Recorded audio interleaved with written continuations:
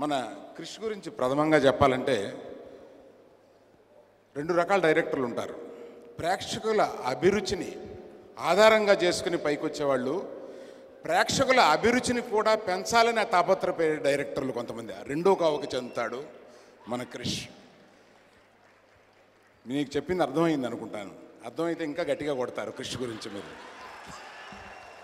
Hero గురించి, ఈ 6.5 అడుగు హీరో గురించి నేను ఎప్పుడు తలుచుకున్నా నాగబాబు మొహమే గుర్తొస్తూ ఉంటుంది నాకు.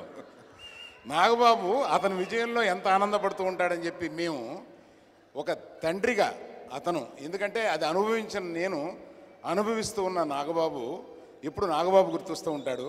నాగబాబుని అత్యంత సంతోషమైన పరిస్థితిలో ఎప్పుడు ఉంచుతాడని అతన్ని ఆశీర్వదిస్తూ, అతను ఇంటెన్సిటీ, ఇందాక నేను చరణ్తో చెప్తున్నాను, అందులో చూస్తే ఇంటెన్సిటీ ఆ క్యారెక్టర్లో ఎంత ఉందంటే నాకు వెంటనే ఆ సినిమా చూడాలన్న ఫీలింగ్ వస్తుందన్నమాట.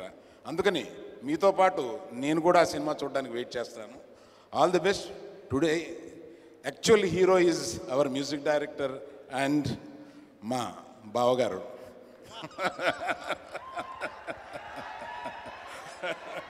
శాస్త్రి గారు. మాకు కూడా ఎప్పుడైనా కథ రాస్తూ ఉండండి సార్.